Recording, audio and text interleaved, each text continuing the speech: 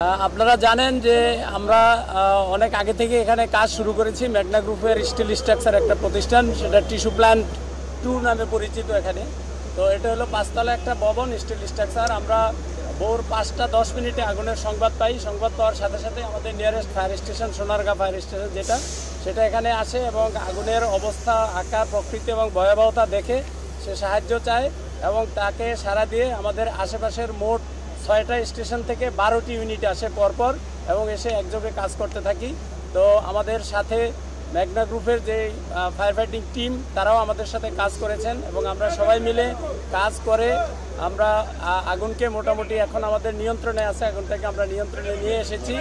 আমরা ঠিক 9টার দিকে আমরা আগুন নিয়ন্ত্রণে দিয়েছি। আমরা এখন যেটা হচ্ছে সেটা হলো ভিতরে আগুন আছে, এখনও ছোট ছোট আগুন আছে ভিতরে। আমাদের লোকজন কাজ করছে। আপনারা দেখছেন বিল্ডিং যে এক পাশে কলাপস করেছে, তো সেই কলাপসের কারণে আগুন নিভাতে আমাদের ঝুঁকি নিয়েই নির্বাপন করতে হয়েছে এবং এখনও আমরা মোটামুটি ঝুঁকি নিয়েই কাজ করতেছি ভিতরে।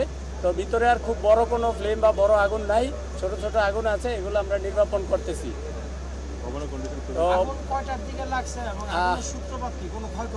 আগুনটা লেগেছে 5টা 10-এ, আমরা মেসেজ পেয়েছি। তো এই পর্যন্ত আমরা কোনো হতাহতের খবর পাইনি এবং আগুন লাগার কারণ কি বা ক্ষতির পরিমাণ কত হবে সেটা আমরা পরবর্তীতে আমাদের একটা তদন্ত কমিটি হবে, সেই কমিটি অ্যাকচুয়ালি নির্ধারণ করতে পারবে।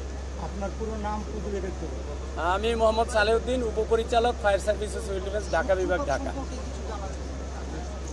সূত্রপাত এখনও আমরা পাইনি, এখনও নির্বাপন কাজ চলছে। অগ্নি নির্বাপন শেষে আমাদের একটা কমিটি হবে, সেই কমিটি আগুনের সূত্রপাত বা কী কারণে কোথায় কত ক্ষতি হয়েছে সেটা বের করবে।